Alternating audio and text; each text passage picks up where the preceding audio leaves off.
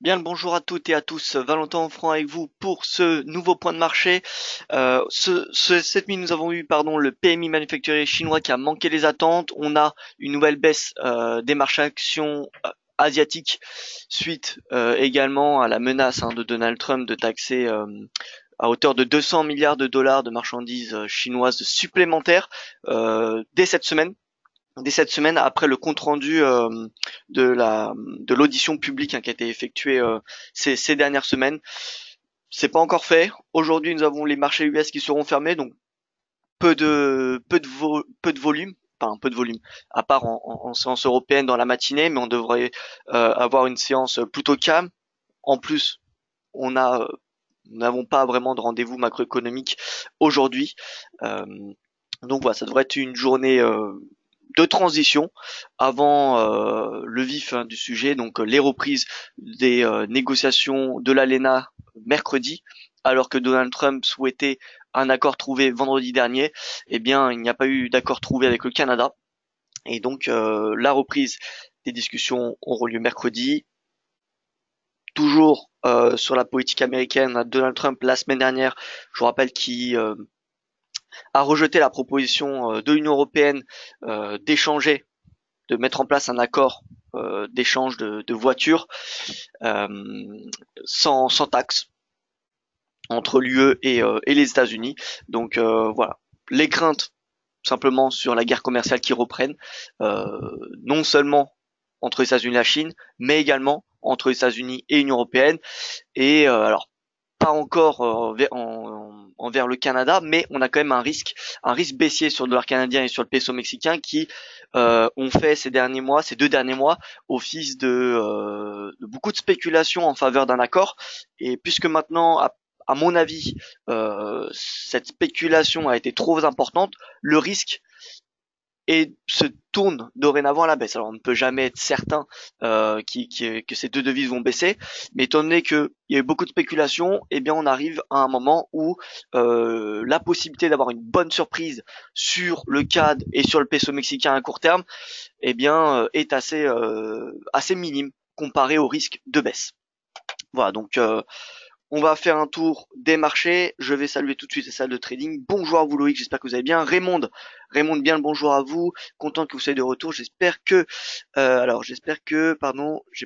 vois pas le message en entier. J'espère que vous allez bien. Alors oui, je vais très bien. Merci Raymond. Merci. J'espère que vous allez très bien également. Frédéric, bien le bonjour à vous. Didier, Eliane, que je salue également. Vous avez dit que les US sont fermés. Or, sur la plateforme, le Wall Street cote. Tout n'est pas fermé aux US. Alors, faut différencier le spot et les futurs. Wall Street est fermé. Donc, il n'y aura pas de traders américains devant les écrans. Toutefois, on a les futurs qui cotent. Hein. Donc voilà. Tout de suite, l'avertissement égal sur le risque, je vous invite à prendre connaissance. Le trading avec effet levé amphi, toujours les gains et les pertes. Un compte risque limité présente un risque de perte du capital investi. L'investissement sur compte titre présente un risque de perte en capital.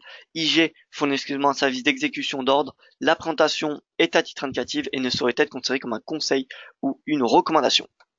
Au niveau du briefing de l'actualité, on a Fitch, l'agence de notation qui a abaissé la perspective de la note de la dette souveraine à long terme de stable à négative, justifiant cette décision par le relâchement de la discipline budgétaire de la part du nouveau gouvernement de coalition italien. De ce fait, on a notamment le spread vous savez, le fameux spread Italie-Allemagne, le spread des rendements obligataires entre ces deux pays qui est en hausse, a même dépassé une certaine résistance, et ce qui présente un risque baissier pour l'euro. C'est pour ça que l'euro est revenu proche des 1,15 après la semaine dernière avoir atteint 1,17. Donc comme je vous l'ai dit au niveau de la guerre commerciale entre les États-Unis et la Chine, on a Donald Trump qui a fait savoir jeudi, il me semble, qu'il était prêt à imposer des tarifs douaniers sur 200 milliards de dollars de marchandises chinoises importées par les US dès la fin de la période de consultation publique qui terminera cette semaine. La Chine, donc on a l'activité manufacturière Keck 5 a progressé à son rythme le plus faible en plus d'un an au mois d'août, les commandes à l'exportation ayant diminué pour le 5e mois consécutif et les employeurs ayant réduit les effectifs. Alors vous voyez que on a l'économie chinoise, les inquiétudes sur le ralentissement de l'économie chinoise qui sont présentes depuis maintenant quelques années, et bien qui s'accentuent en 2018. encore en 2017, on a eu plutôt des bonnes surprises, mais depuis le début de l'année, on a quand même des chiffres macroéconomiques chinois qui déçoivent, hein, de plus en plus. Et cette guerre commerciale, forcément, n'est pas pour rien. Euh, donc, euh, donc voilà, on a cette crainte de ralentissement de l'économie chinoise et on a la guerre commerciale qui fait pression finalement, enfin qui font tous les deux pression finalement sur tout le marché asiatique.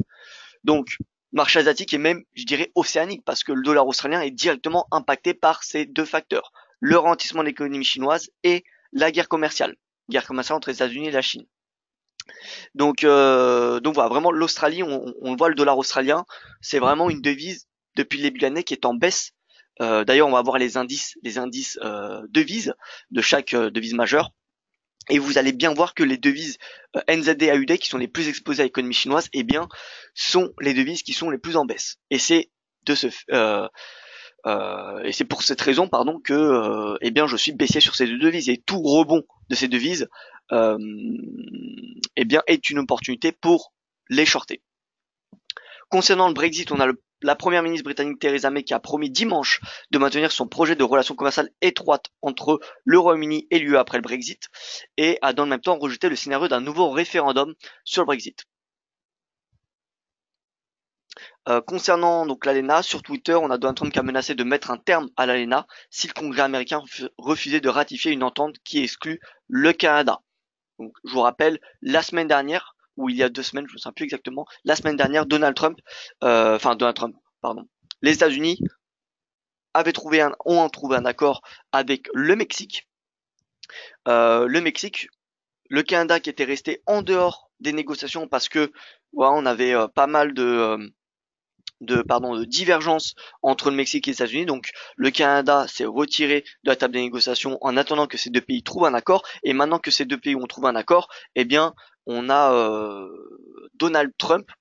Je ne dis pas l'administration américaine parce que c'est plutôt Donald Trump qui a dit qu'il était prêt finalement à abandonner l'ALENA si le Canada n'acceptait pas les propositions du Mexique et enfin du nouvel accord et notamment le président américain qui a menacé donc de simplement avoir un accord commercial avec le Mexique, donc abandonner l'ALENA, faire un accord avec le Mexique et voilà tout simplement. Et concernant l'Iran, on a le Japon qui est quatrième importateur de pétrole iranien qui devrait cesser d'importer du pétrole brut sous la pression de l'administration américaine d'après des médias japonais. Bon, donc clairement, marché asiatique en baisse, commodities en baisse et devises émergentes également en baisse. Il y a simplement à savoir que baisse des matières premières, c'est baisse des marchés émergents et les marchés émergents, faut savoir que 80% des marchés émergents c'est l'Asie. Hein. Donc si on a baisse des marchés émergents, on a baisse de l'Asie. Concernant les chiffres, on a eu vendredi une hausse du dollar, une hausse des marchés actions américains, vous voyez, S&P 500, Nasdaq 100, S&P Mid Cap 400 et Russell 2000. Alors pourquoi j'ai ajouté le S&P Mid Cap 400 et j'ai enlevé le Dow Jones 30? Tout simplement parce que le Dow Jones 30 n'est plus vraiment, ne reflète plus vraiment l'économie américaine. Là, ce qu'on a devant nous, on a 4 indices. Le S&P 500 qui est les large caps, donc les grosses capitalisations boursières. Le Nasdaq 100, c'est très spécifique parce que c'est un indice technologique, c'est pas un indice qui montre la performance d'une certaine classe d'actifs selon la valorisation boursière, mais plutôt selon un secteur particulier. Et Nasdaq, vous savez que les valeurs tech, c'est le moteur de Wall Street depuis la crise. Hein. Depuis 2009, c'est les valeurs tech qui tirent les marchés américains, donc c'est pour ça qu'il est inscrit ici. Donc on a S&P 500, Nasdaq 100 qui représente les valeurs tech, S&P Mid Cap 400 qui est, comme vous l'aurez compris, les moyennes capitalisations boursières et le Russell 2000 qui est l'indice des petites capitalisations boursières. Ce qui nous permet de voir si c'est les larges, les mid ou les small cap qui surperforment.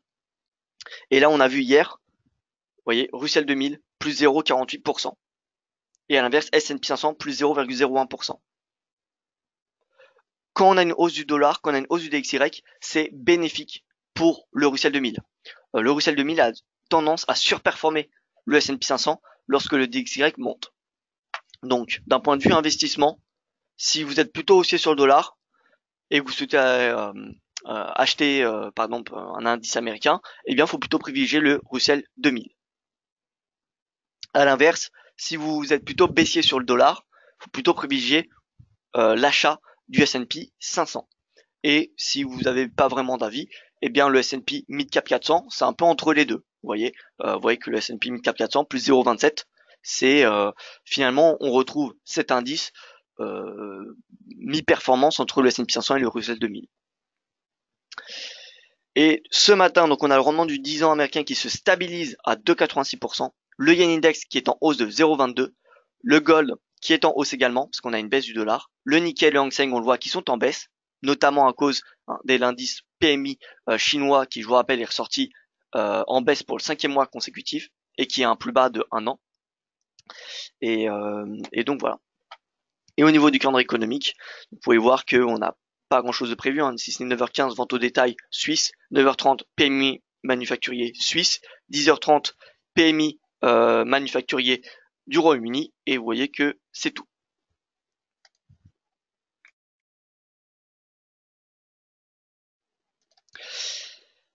Alors, je retourne à vos questions. Donc,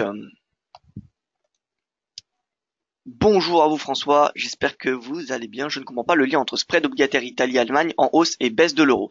Alors, simplement, quand on a un écartement du... Alors, c'est quoi un spread? Déjà, un spread en anglais, c'est un écart. Un écart entre le rendement de l'obligation italienne et le rendement de l'obligation allemande. Généralement, enfin, le marché obligataire, c'est un marché, c'est un actif refuge, hein. On achète des obligations quand on a de l'aversion pour le risque. Donc normalement, dès qu'on a de l'aversion, on a tous les rendements, d'accord, qui sont en baisse. Parce que le rendement, c'est corrélé négativement au prix du coupon. Donc, si on a un marché qui achète des obligations, on a les rendements qui baissent. Sauf que si on a un écartement du spread entre l'Allemagne et l'Italie, eh bien, on va considérer que le marché n'a pas la même confiance dans la zone euro qu'auparavant. C'est-à-dire que l'obligation allemande, c'est l'une des plus sûres au monde. Enfin, c'est considéré comme l'une des plus sûres au monde. Ceux d'Europe du Sud, comparé à ceux de l'Union européenne, c'est entre guillemets les plus risqués. Je ne parle pas dans le monde, hein, je parle bien aux yeux de l'Union européenne. Les obligations souveraines des pays du sud de l'Europe sont peut-être les plus risquées de l'Europe.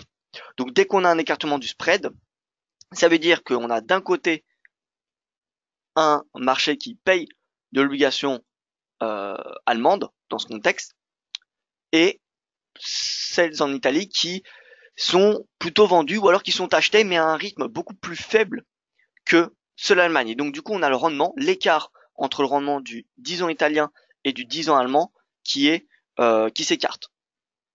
Ce qui veut dire que le marché concrètement n'a pas la même confiance dans la zone euro. Si on a d'un côté les marchés qui payent des obligations allemandes mais qui ne payent pas des obligations italiennes, c'est-à-dire qu'il n'y a pas vraiment de confiance dans la zone euro. Parce que si on a une confiance dans la zone euro, on a le marché qui est acheté, concrètement. On a tout le marché européen qui est acheté. Donc, ça montre qu'on a des incertitudes en Europe, dans l'Union européenne, dans la zone euro. Et donc, on a une pression qui, ça illustre la pression sur l'euro. Le pseudo-accord de Trump avec Juncker il y a quelques semaines lui aussi vole en éclats. Oui, voilà, c'est ça. Donc on a Donald Trump qui qui ne souhaite pas, qui a priori ne souhaite pas d'accord, qui juge la proposition européenne d'un libre-échange, de l'absence de taxes sur les importations de voitures entre les deux pays non suffisant. Donc voilà, on a le risque d'une guerre commerciale entre les États-Unis et l'Union européenne qui est revenue sur les marchés la semaine dernière. Donc, on passe au vif du sujet. On passe au vif du sujet avec le DXY. Donc DXY, vous voyez, on a un rebond depuis la moyenne mobile à 100 jours. On a un léger rebond. Alors, que penser du dollar? Alors moi, je suis plutôt baissier. Regardez un petit peu ce dollar index qui je trouve est assez intéressant. Étant donné qu'il a une pondération beaucoup plus, euh, équilibré entre toutes les devises. Donc on est dans un canal baissier et là vous voyez on a eu un parfait rejet, ce qui illustre, enfin ce qui montre concrètement que le canal a un rôle assez important. Et la semaine dernière on a eu la clôture sous cette oblique. Et également si on met la moyenne mobile à 50 jours, là on est avec la moyenne mobile à 200. Si on met la moyenne mobile à 50 jours, eh bien le cours a clôturé en dessous. Donc on a eu vraiment la semaine dernière des signaux baissiers assez importants comme vous pouvez le constater. Donc là on a un pullback.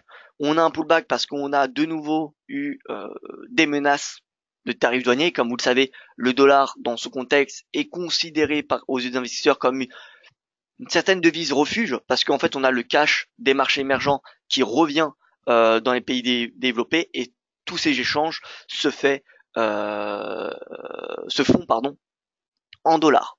Vous savez que généralement quand les investisseurs investissent dans des marchés émergents, eh bien ça se fait via le dollar. Donc si on a un rapatriement des fonds depuis les marchés émergents, eh bien c'est bénéfique pour le dollar. Et sans compter le fait qu'on a quand même des chiffres macroéconomiques qui certes perdent du momentum aux États-Unis, mais qui sont plutôt bons. Mais c'est pas cela qui justifie cette récente hausse du dollar. C'est vraiment ce rebond. Vous voyez, 30 août, c'est lorsque nous avons eu Donald Trump qui a menacé d'imposer les taxes sur 200 milliards de dollars de marchandises chinoises. Mais si on se base sur la macroéconomie, oui, on a la Fed qui va continuer à augmenter ses taux, mais avec l'aplatissement de la courbe des taux et la perte du momentum sur les chiffres macroéconomiques, on a un risque qui tourne de plus en plus à la baisse sur le dollar USD. Donc je ne serais pas surpris si, vous voyez, ces prochains mois, on a une baisse du dollar vraiment importante, c'est-à-dire un retour, on va dire, proche des plus bas de l'année. Hein. Voilà, donc là on a eu des beaux signaux baissiers la semaine dernière. Techniquement, vous voyez, clôture sur la moyenne mobile à 50 jours, clôture sur cette oblique. On a eu certains rebonds, mais pour moi, c'est une opportunité pour le shorter. Donc là, on est sur un niveau de prix globalement intéressant. On n'est pas au plus haut de l'année, mais on est proche. Donc, pourquoi pas shorter le dollar face à des devises assez fortes comme par exemple l'euro si on a un avis plutôt haussier.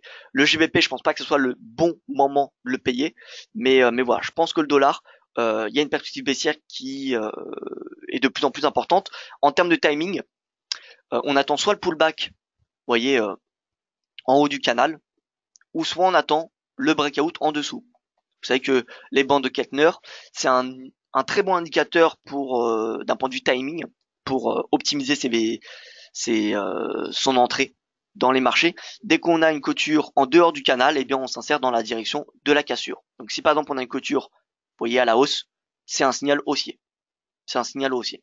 Donc là, ce que j'aimerais voir personnellement, c'est une clôture en dessous de la bande inférieure de Keltner, comme ce fut le cas ici. Vous voyez.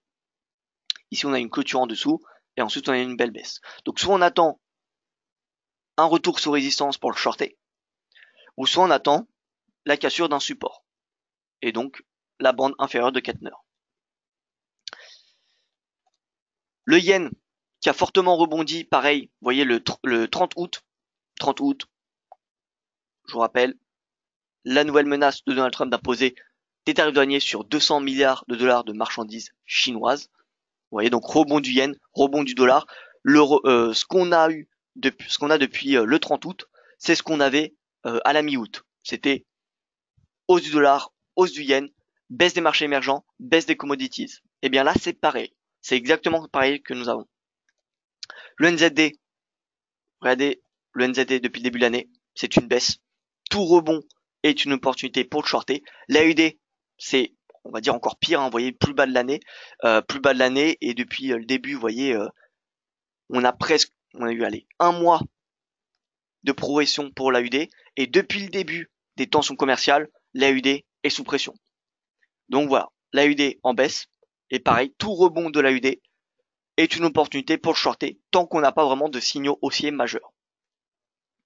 L'euro, bon, bien vous voyez l'euro on est en hausse, on va dire, hein, sur du moyen terme.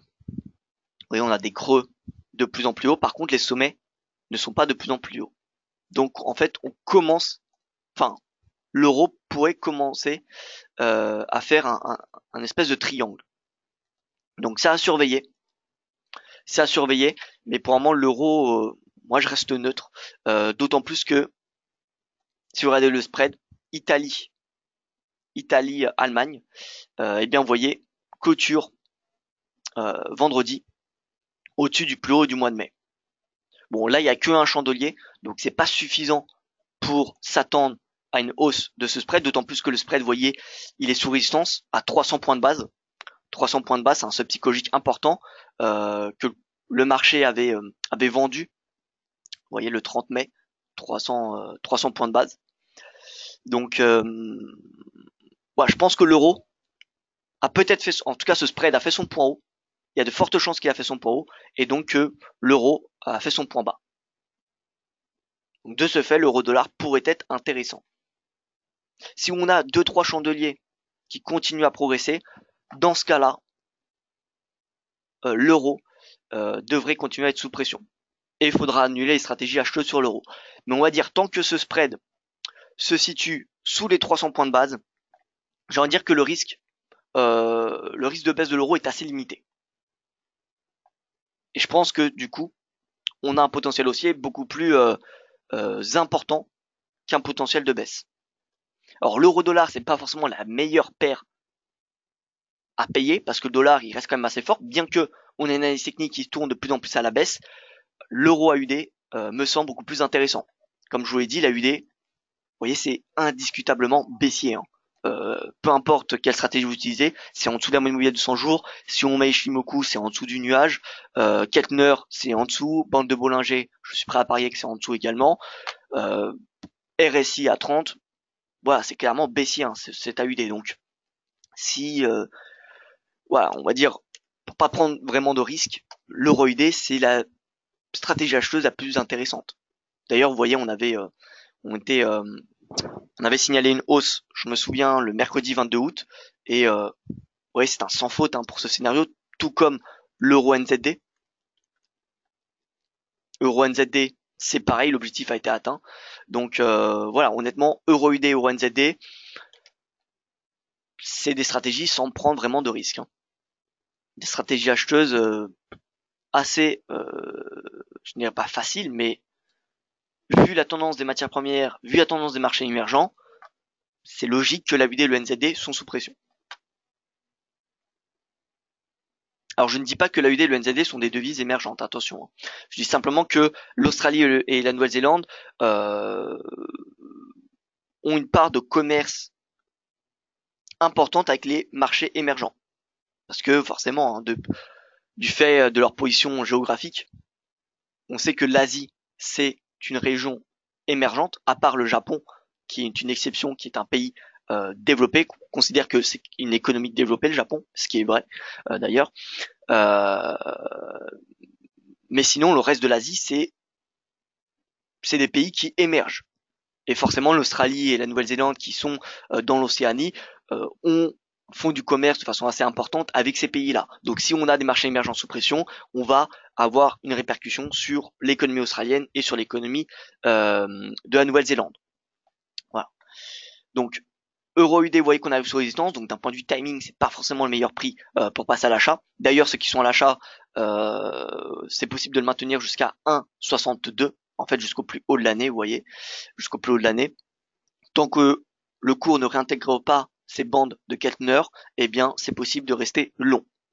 Maintenant, pour ceux qui se posent la question, est-ce qu'il faut acheter l'euro UD maintenant? La réponse est non.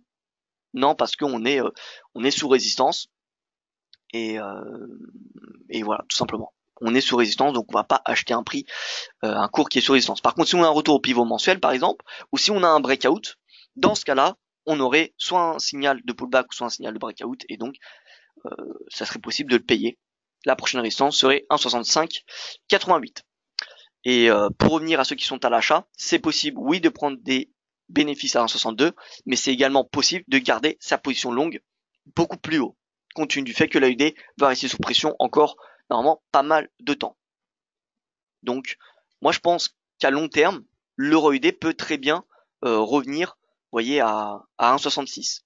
Si on se met sur du weekly,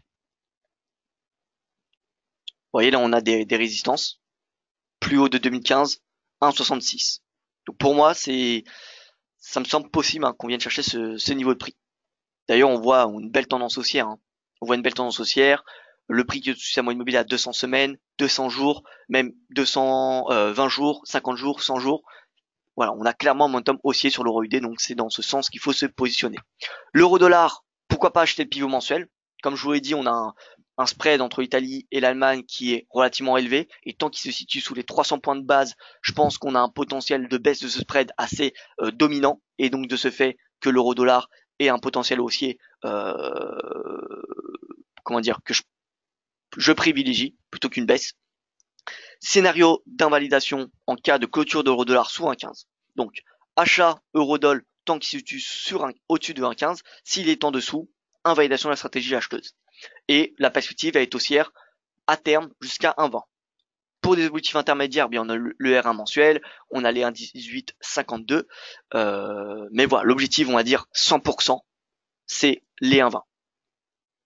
Donc, je réponds à votre question, Brice. Bonjour, Brice. Les 1,20 sur euro dollar sont-ils toujours valables comme objectif vu la remontée du dollar? Oui, Brice. Oui. Tant qu'on a ce spread Italie-Allemagne qui est sous 300 points de base et qu'on va dire que ce dollar index évolue sous résistance, on devrait avoir une pression sur le dollar qui devrait être assez limitée et même que le potentiel domine. Dollar sous résistance, spread Italie-Allemagne sous résistance, donc voilà, on n'a jamais 100% de chance de réussite. Je peux pas garantir que le dollar va monter à 1,20, mais si on fait une liste des arguments en faveur de la hausse du dollar et en faveur de la baisse, techniquement, je parle bien, on a un dollar sous résistance et un spread Italie-Allemagne également. Donc, je privilégie la hausse de l'euro-dollar. Et donc, j'anticipe une baisse du dollar et une baisse du spread Italie-Allemagne. D'ailleurs, cet index, qui en fait n'est pas forcément utile avec l'échelle, simplement regarder la tendance et regarder les résistances, parce qu'en fait ce spread, c'est non simplement que l'addition des rendements des obligations des pays du sud de l'Europe, donc en fait j'ai mis l'Italie, l'Espagne, le Portugal, versus celui de l'Allemagne. Et là on voit donc un spread qui est oui haussier, mais vous voyez qui évolue sous résistance. Donc on a cette résistance qui est testée, et ensuite nous aurons celle-ci. Donc tant que ce spread se situe sous ces deux résistances, pareil, je privilégie la baisse. Maintenant, si on a un breakout, ça voudra vraiment dire qu'on a des craintes de plus en plus importantes en zone euro, et donc l'euro inscrira un nouveau plus bas de l'année, sous 1,13. Voilà, mais tant qu'on est sous cette résistance, vous voyez que certes on a eu le breakout vendredi, mais ça reste très très léger. Hein. C'est pas parce qu'on a un breakout de quelques points sur ce spread qu'on a un signal haussier. Les données de ce spread ne sont pas exactes au point près, donc ne faites pas attention au breakout au pips près. Regardez plutôt sur quelques chandeliers. Si on a un breakout pendant 2-3 chandeliers, dans ce cas-là, ça sera oui un breakout valide. Mais si on a un breakout de quelques points sur un chandelier, on ne va pas considérer ce breakout comme valide. Pensez-vous qu'après les élections de mi-mandat début novembre, Trump se calmera dans ses différents discours et qu'il y aura moins de tweets provocateurs? Ça va dépendre, Didier, hein, des résultats déjà des élections de mi-mandat. Je vous rappelle que mi-novembre, nous aurons des élections législatives aux États-Unis, donc le Congrès américain qui va être renouvelé. Donc à mon avis, ça va dépendre, parce que si les démocrates prennent le contrôle du Congrès, Donald Trump aura beaucoup plus de mal à gouverner. Déjà qu'il a du mal à gouverner, à faire passer ses lois au Congrès, qui est actuellement majoritairement républicain. Imaginez si le Congrès est majoritairement démocrate, on aura beaucoup plus de difficultés. Donald Trump va perdre beaucoup de crédibilité. Maintenant, est-ce qu'il va se calmer au niveau des tweets? À mon avis, non, parce que ça fait partie de sa personnalité. Hein. Donc, ça m'étonnerait qu'il se calme au niveau des tweets. Maintenant, c'est sûr qu'il aura beaucoup plus de mal à gouverner. Alors bonjour, je suis très en retard, désolé, il y aura un replay sur YouTube. Oui, Bruno, il y aura un replay sur YouTube d'ici 11 heures. EuroNZD est dans la même position que EuroUD. Exactement. Le NZD est un peu moins impacté que l'AUD depuis le début de l'année à cause de ces deux incertitudes que je rappelle, ralentissement de l'économie chinoise euh, guerre commerciale. Mais ça reste une devise qu'on va privilégier à shorter. Donc oui, EuroNZD, dans la même optique que l'EuroUD, c'est haussier. Si l'EuroUD est haussier, on a des fortes chances que l'EuroNZD le soit également. Mais je pense que, on va dire, l'amplitude de la hausse entre l'EuroUD et l'EuroNZD est plus importante sur l'EuroUD. Parce que l'AUD, c'est vraiment sous pression à cause de la baisse des hard commodities. À l'inverse de l'Australie, la Nouvelle-Zélande est plus exposée aux soft commodities, tout ce qui est agriculture.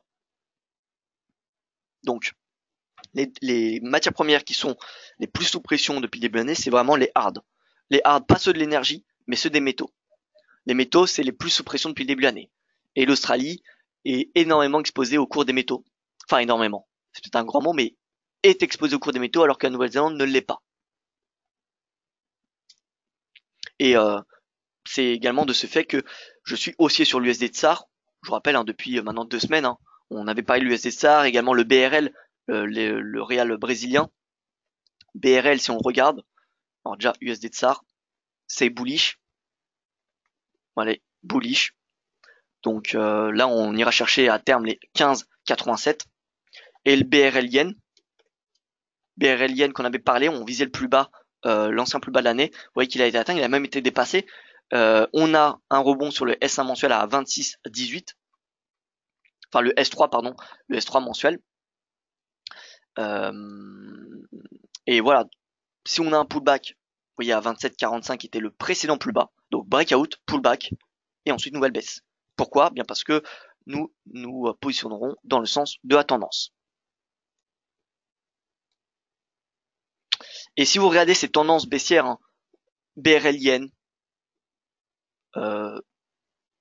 AUD-USD, NZD-USD, ou à l'inverse ces tendances haussières sur l'euro-UD et l'euro-NZD, la moyenne mobile 50 ou 100 jours, cette zone entre les deux, est une zone de prix assez intéressante. Regardez, simplement pour vous faire voir, donc entre la moyenne mobile à 50 et 100, donc 2 et 3, 2 et 3.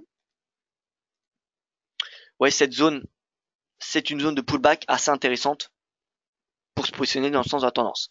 Regardez le BRL Yen, regardez l'euro UD. L'euro UD, donc, vous voyez la tendance. Non pas l'euro dollar, pardon. L'euro, l'AUD USD.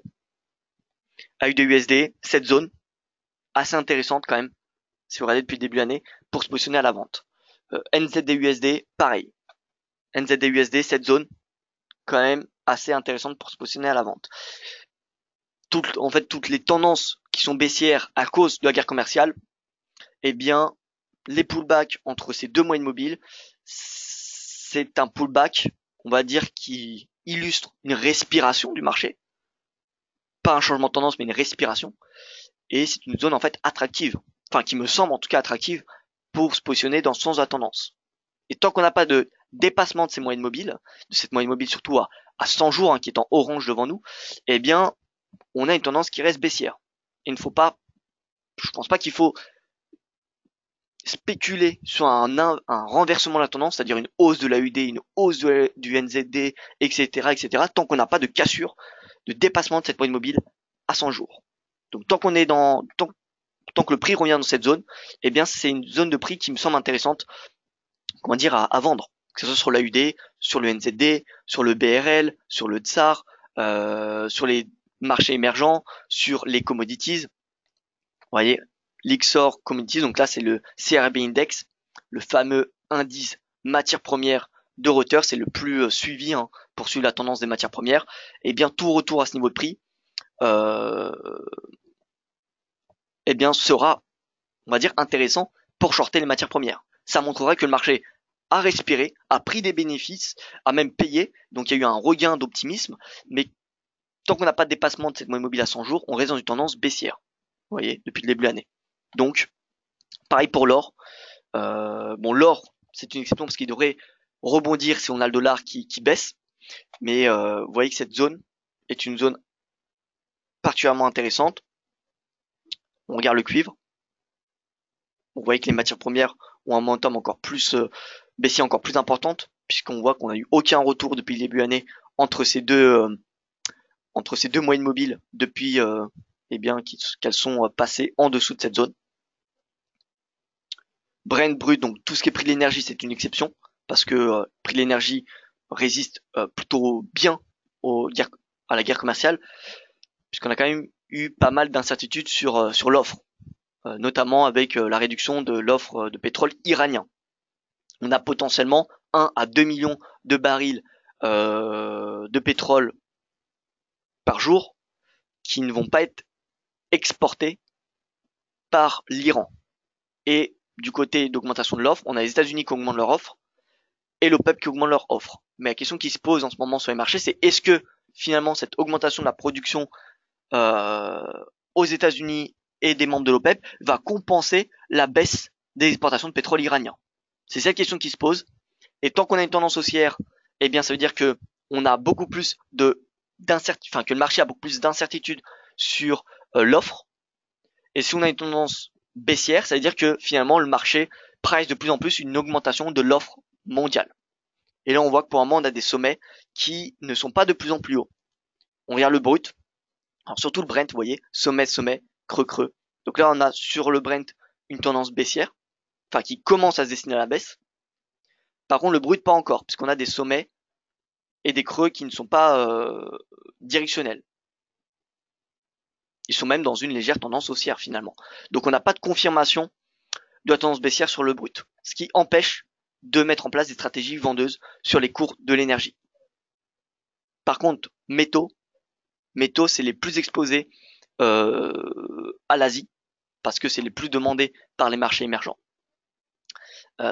Et donc, qui dit baisse des marchés émergents, qui dit guerre commerciale, dit baisse des marchés émergents, baisse des marchés asiatiques, baisse des matières premières. Voilà, donc moi je suis baissier sur les matières premières, mis à part sur l'énergie et l'or. L'or parce que voilà, l'or c'est corrélé négativement au dollar, et donc qui dit baisse du dollar dit hausse de l'or. Et ce qui n'est pas forcément vrai pour les autres matières premières. C'est pas parce qu'on a une hausse de l'or qu'on va avoir une hausse du cuivre ou une hausse du nickel. Voilà, donc l'or, c'est entre parenthèses. Je suis pour un moment, voilà, j'ai une optique plutôt bullish, mais en termes de timing, encore une fois, tant qu'on n'a pas l'or qui casse au-dessus, qui clôture au-dessus de sa banque de Keltner, comme un peu ce qu'on a eu vendredi 24 août. Ici, vous voyez, on a eu clôture au-dessus des 1200, clôture au-dessus de la banque de Keltner, donc là on avait un signal bullish. Mais tant qu'on n'a pas un nouveau signal équivalent, je pense pas que ce soit possible de passer, de passer à l'achat à nouveau sur l'or. À part si on attend le pullback au pivot mensuel. Pivot mensuel, ça me semble un niveau de prix intéressant à payer. Donc soit on fait une stratégie de pullback qui correspond au pivot mensuel à 1195 $, ou soit on met en place une stratégie de breakout si on a la cassure au-dessus de la bande supérieure de Keltner. Donc c'est à vous de voir. Et en plus, vous voyez que si on clôture au-dessus de la bande de Keltner, c'est un nouveau plus haut journalier depuis vous voyez, quelques jours.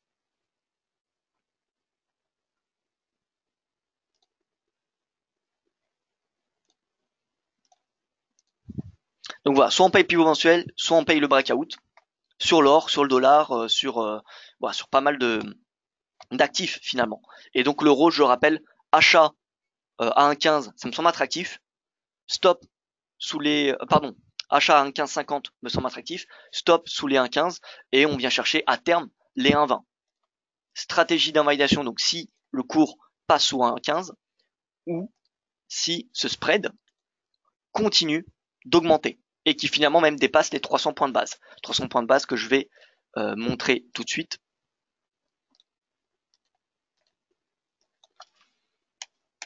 Voilà, 300 points de...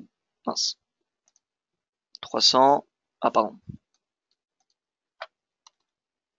Voilà, 3. Cette résistance en noir, c'est la résistance à ne pas dépasser. Si on a le cours qui dépasse cette résistance, l'eurodoll, il passe sous 1,15.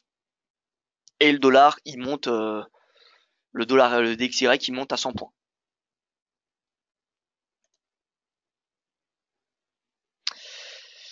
Penses-tu donner ton avis sur l'euro-yen? Alors oui, l'euro-yen, je peux donner mon avis. Maintenant, regardez, le yen, quand même assez bullish, hein. On a eu une belle baisse mi-août et on a une hausse depuis les nouvelles craintes d'une guerre commerciale. L'euro, je le répète encore une fois, mais voilà, je pense qu'on a plutôt un potentiel haussier compte tenu du fait que ce spread soit en résistance. Donc yen, perspective haussière, euro, perspective haussière. De ce fait, je pense pas que l'euro-yen va être très intéressant. Bon, en tout cas, on voit qu'on a une sous-performance de l'euro depuis le début de l'année, hein, ça c'est net. D'ailleurs, le yen qui surperforme le dollar depuis le début de l'année. Le yen, c'est la devise la plus forte. En 4 heures, donc on a eu clôture sur la bande de Keltner jeudi. On aura un nouveau signal baissier si on a une nouvelle clôture sous la bande de Keltner. Donc voilà, puisque la tendance est baissière, regardez sur le graphique journalier, on est en dessous de la moyenne mobile à 200 jours. D'ailleurs, cette moyenne mobile à 200 jours qui a fait à nouveau office de résistance. Vous voyez donc, juillet, août. Donc on voit bien que cette moyenne mobile à 200 jours est quand même extrêmement suivie, hein. On est sous la moyenne mobile à 20 et 50, il me semble. Non, 50 et 100 jours également. Donc on a une perspective baissière sur du moyen long terme. Et donc voilà, personnellement je suis baissier sur l'euro-yen. Je pense que le yen va surperformer. Je suis extrêmement. Il y a deux devises que je suis bullish à moyen terme, c'est-à-dire pour les prochaines semaines, c'est le yen et l'euro. C'est des devises liquides, des devises extrêmement liquides compte tenu des politiques commerciales des banques centrales. Le marché, qui devrait je dirais pas se hedger, mais qui devrait profiter de la liquidité de ces devises pour limiter les risques de la guerre commerciale. Et ces devises euro-yen sont des devises d'économies développées. À l'inverse du yuan, par exemple, qui est également liquide, mais la banque centrale n'est pas très libre, hein. C'est le gouvernement chinois qui décide du jour au lendemain la politique monétaire de la Banque populaire de Chine, donc c'est pas forcément très facile de se positionner sur le yuan. Et voilà, on a donc l'euro et le yen qui me semblent attractifs. D'ailleurs, le franc suisse également. Si on regarde le franc suisse, regardez le franc suisse comment il a vraiment explosé à la hausse ces dernières semaines. On a le franc suisse index qui est à un plus haut depuis 2016. Pourquoi? Bien parce qu'on a des inquiétudes sur l'Italie et parce que c'est une devise, d'aversion pour le risque. Si on regarde l'USD-CHF, on a une baisse, hein. On a une très belle baisse même. On avait le signal baissier qui avait été donné mardi 21 août, que je n'ai pas vu. Mais donc, vous voyez, signal baissier. Vraiment, les bandes de Kellner sont extrêmement utiles pour optimiser votre timing, hein. Si vous cherchez un indicateur pour optimiser votre point d'entrée, regardez un petit peu du côté des bandes de Keltner, ça peut être très intéressant. L'utilisation de Keltner Canal est valable en 4 heures avec RSI en corrélation. Oui, bande de Keltner utilisable sur presque toutes les unités de temps. Je dis presque parce que voilà, sur du 1 minute, je pense pas que ce soit très pertinent.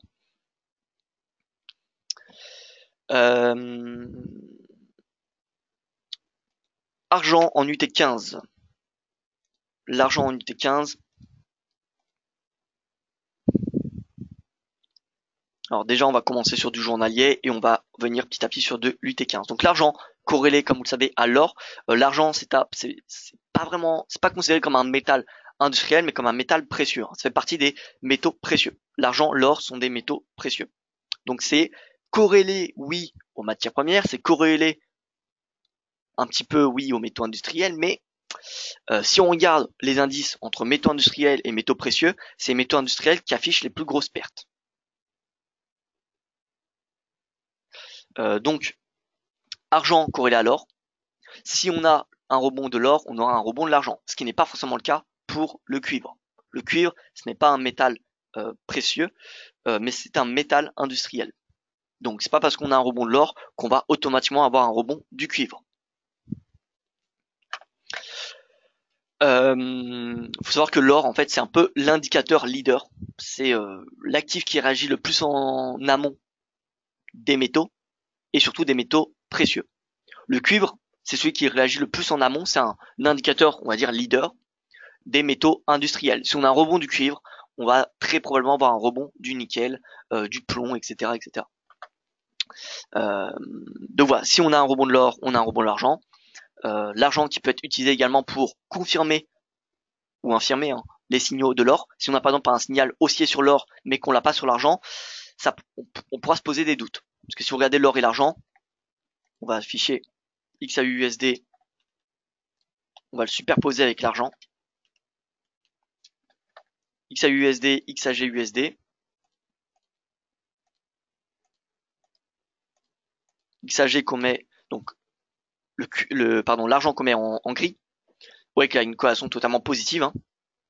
Donc si on a un rebond de l'or mais pas de l'argent, eh bien on pourra se poser des questions.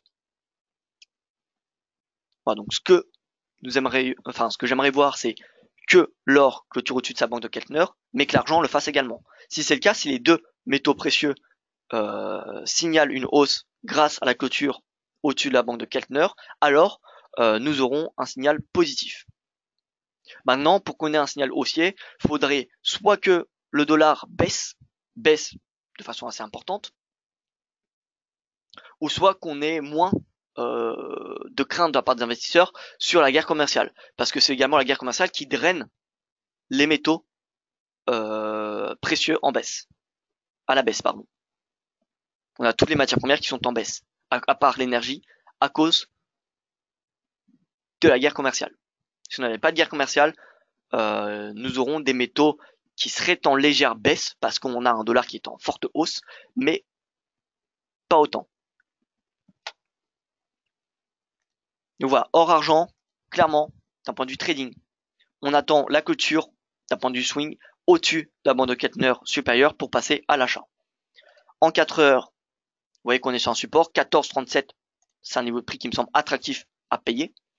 En journalier, on a un rebond sur le S1 du jour, rebond sur le S1 du jour, et en 15 minutes, vous voyez là on a un signal haussier sur la bande de Keltner, signal haussier, peut-être un rebond jusqu'à 14,57, on a un RSI qui est positif à court terme. Maintenant, vous voyez qu'on est quand même, on a le prix qui est sous les moyennes mobiles à 200 et 100 jours, 200 pardon et 200 et 100 périodes sur le graphique sur une temps 15 minutes. Excusez-moi. Depuis mardi 28 août, voilà, tendance baissière hein, quand même. Tendance baissière. Sur du journalier, on est plutôt neutre à court terme parce qu'on n'a pas des creux de plus en plus bas. Mais voilà, à court terme, on peut avoir un rebond. D'ailleurs, on a un signal haussier puisqu'on a le cours qui a clôturé au-dessus de sa banque de Keltner, mais il faut bien être conscient que la tendance elle est baissière. Ça me fait penser un petit peu à ce moment-là, vous voyez, 31 août, signal positif, on a eu oui une hausse, mais qui finalement a suivi un creux de nouveau plus bas. Donc, on peut avoir une hausse jusqu'au pivot du jour, mais ce n'est pas pour autant qu'on va avoir un renversement de la tendance. Il faut différencier, trader les pullbacks et trader les renversements de tendance. En fait, les renversements de tendance, on ne sait pas vraiment différencier un renversement de tendance et un pullback lorsqu'on est au début de cette respiration. On peut parler de renversement de tendance dès qu'on a des puissants signaux haussiers comme cassure du nuage Ishimoku, dépassement de la moyenne mobile à 200 jours, voilà.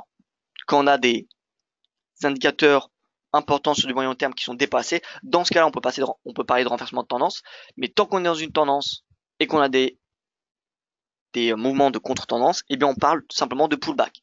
Et c'est extrêmement compliqué de trader les pullbacks. Il faut le savoir que c'est le plus compliqué. En intraday, euro-dollar, bientôt on signale haussier fort Ishimoku plus stochastique. Alors, on passe sur l'euro-dollar. Euro-dollar 15, on est en 1 heure. Consolidation, vous voyez, depuis le début de la journée. Depuis la séance asiatique, on n'a pas vraiment de mouvement. Hein. Vous voyez qu'on est dans un range entre 1,1580 et on va dire allez 1,1620 pour faire large. On va avoir des volumes, hein, qui arrive même hein, depuis l'ouverture des marchés européens, vous voyez avec ce chandelier. Mais puisque, je vous rappelle, les États-Unis, les marchés américains sont fermés aujourd'hui, on ne devrait pas avoir énormément de volatilité, à part si on a bien évidemment un tweet de Donald Trump. Ça, je ne vais pas le préciser à tous les webinaires, vous le savez, mais un tweet de Donald Trump peut changer toute la volatilité des marchés. Hein. Mais d'un point de vue macroéconomique, et compte tenu du fait que les marchés américains sont fermés, la tendance devrait rester assez flat hein, sur l'euro-dollar aujourd'hui. Donc, vous voyez, on devrait rester entre 1,1580 et 1,1620, donc un range de 40 pips à peu près. Donc je suis plutôt neutre en intraday sur l'euro-dollar. En swing trading, vous voyez, pour la semaine et pour même les prochaines semaines, 1,15, plus on s'approche de 1,15 et plus c'est attractif à payer. Pour viser, eh bien, à court terme, le récent sommet vers 1,17, puis 1,1850, puis 1,20. Voilà, on a 3 bornes, 3 niveaux de résistance pour différents objectifs, si vous êtes sur du court, moyen ou long terme.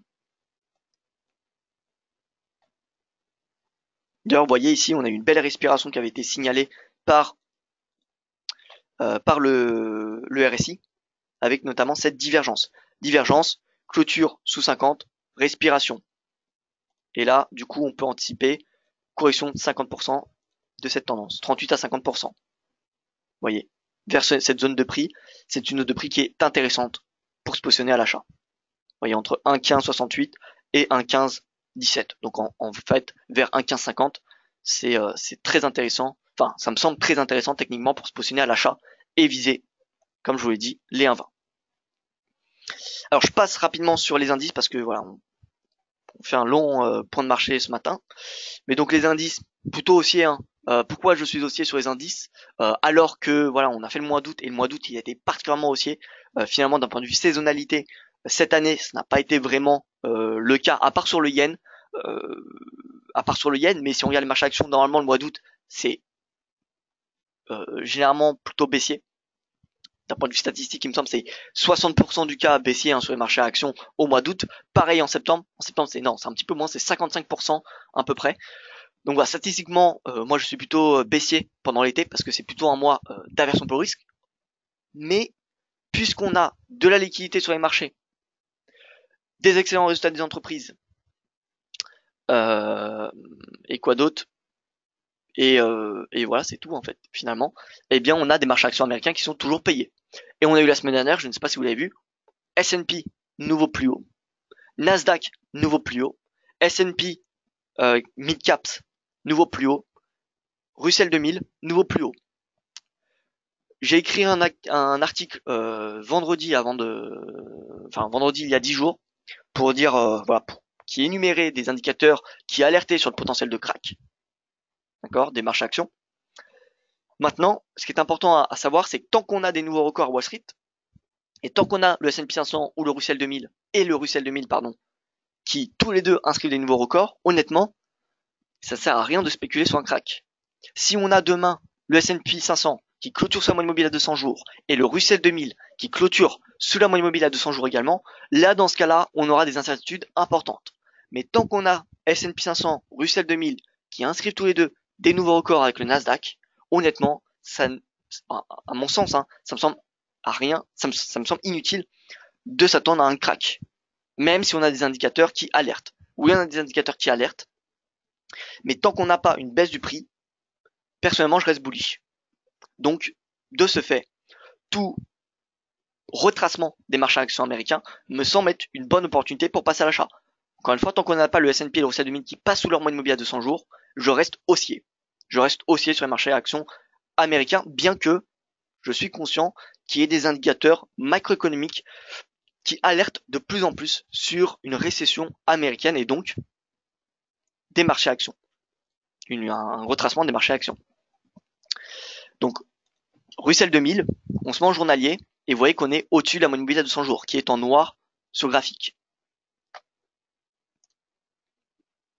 US 500, donc le S&P, c'est au-dessus de la moyenne mobile à 200 également.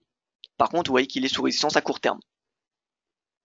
Nasdaq 100, alors Nasdaq 100, Nasdaq Composite, c'est pas tout à fait la même chose, mais bon, on va dire que Nasdaq 100 peut représenter Nasdaq Composite. Hein. C'est globalement la même chose, puisque finalement, Le Nasdaq 100, vous savez que c'est l'indice tech. Nasdaq Composite, eh bien c'est toutes les actions qui sont cotées au Nasdaq. Mais puisque Nasdaq 100, c'est 100 plus grosses capitalisations boursières des actions cotées dans le Nasdaq,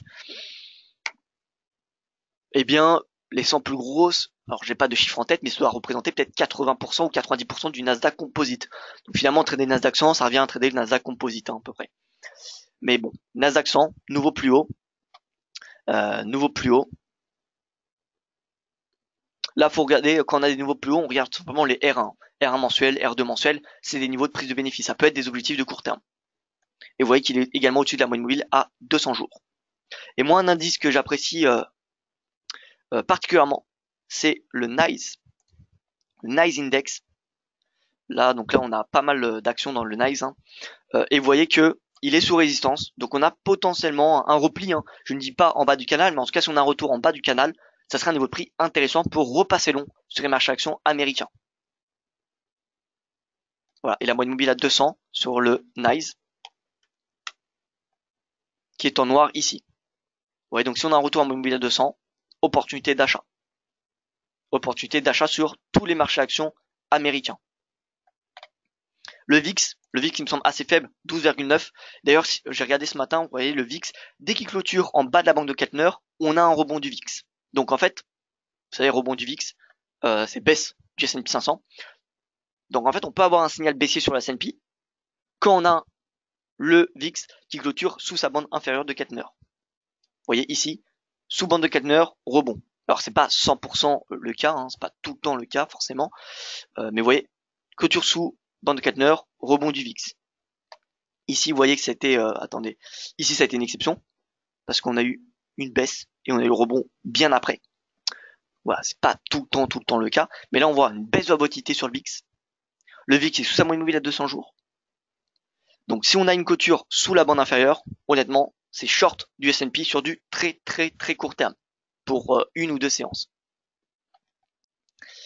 Voilà, donc moi je suis haussier sur les marchés actions, que ça soit américain, enfin surtout américain parce qu'ils inscrivent des nouveaux records, mais forcément si on a les indices américains qui inscrivent des nouveaux records, on va avoir les indices, les marchés développés, pas les marchés émergents, mais on va avoir les marchés développés qui vont également être soutenus, comme par exemple l'Eurostoxx, le CAC ou le DAX, qui ont pas mal remonté la semaine dernière.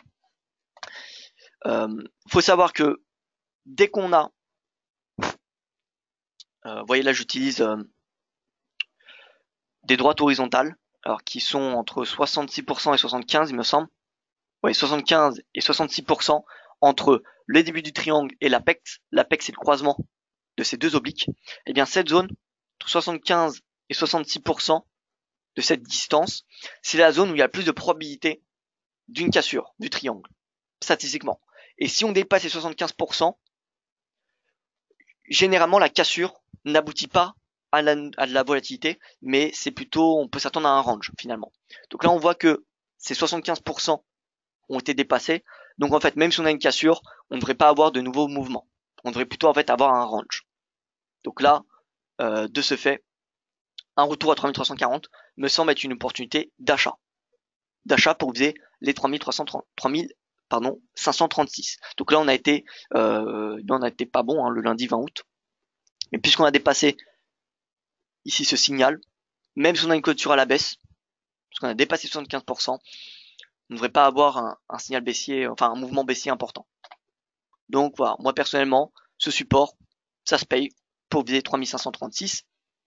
Le DAX, pareil. Alors le DAX qui est beaucoup plus exposé au risque de taxes sur les voitures européennes par les Américains, puisque vous savez, l'Allemagne c'est le fabricant, l'un des fabricants mondiaux de voitures, et c'est le fabricant européen. Donc si on a les États-Unis qui décident demain de taxer les voitures européennes, bien forcément le DAX va sous-performer. Et d'ailleurs, il sous-performe depuis le début de l'année. Le CAC, c'est le seul indice européen, il me semble, qui est haussier depuis le début de l'année. Donc là, le DAX, pareil. Même si on a par exemple l'annonce sérieuse de taxes américaines sur les voitures européennes, on aura très probablement un retour à 12 102, voire même 12 000. Mais la question d'achat vers ce niveau de prix se posera. Alors je ne dis pas qu'il faut automatiquement payer ce niveau de prix, mais en tout cas cette zone, techniquement, me semble attractive. Donc si on a un retour, je me poserai la question si ce niveau de prix peut se payer. Et le CAC qui surperforme, pareil, si on a un retour au plus bas d'août, vers les 5300, pardon, bien ça me semblerait intéressant pour viser les 5540. Voilà, donc en fait, les plus bas du mois d'août, sur les indices européens, me semblent des prix intéressants à payer. Soyons patients, parce que si on a le VIX qui rebondit, on va avoir, oui, le S&P qui va baisser pendant quelques séances. Je ne dis pas qu'il va avoir un crack, si on a le S&P qui prend 10 points, mais on va avoir probablement un -3, -4 ou -5%. Mais si on a le S&P qui baisse, le VIX qui augmente, on va très probablement, même très sûrement, avoir les indices européens qui vont également baisser. Donc, soyons patients. Je pense que le VIX est extrêmement bas. La volatilité sur le VIX, le VVIX, si on regarde, VVIX, c'est la volatilité du VIX. Ça semble un petit peu, comment dire, compliqué à comprendre, mais ce n'est pas du tout le cas. C'est vraiment la volatilité du VIX. Et volatilité du VIX, lorsqu'il est en dessous de 100, il y a un potentiel haussier important. Et là, vous voyez, il est à 92,73. Donc, volatilité du VIX également extrêmement faible. Et donc, on a une possibilité de rebond importante. D'ailleurs, je vous rappelle, mercredi, on a un webinaire éducatif sur comment trader le VIX. Donc, je vous présenterai comment le VIX fonctionne, etc., etc. Donc voilà. Si on a le VIX qui clôture soit bande de Keltner, short indice, short marché action, tout simplement. Marché action que ce soit émergent, déjà émergent c'est déjà possible, mais short de tous les marchés actions. À court terme, je parle bien. Je parle bien sur quelques séances. Je ne dis pas qu'on va avoir un -10% si on a un VIX qui clôture sous la bande de Keltner. Voilà, donc écoutez, je pense qu'on a fait le tour des marchés. Aujourd'hui, on devrait avoir peu de direction sur le marché puisqu'on a Wall Street qui est fermé. On n'a pas de rendez-vous macroéconomique, donc on devrait avoir une journée de digestion finalement de toutes les nouvelles menaces commerciales qui sont revenues en fin de semaine dernière, l'ALENA, guerre commerciale chinoise, les voitures européennes. Donc ça fait quand même pas mal de choses à digérer de la part des investisseurs.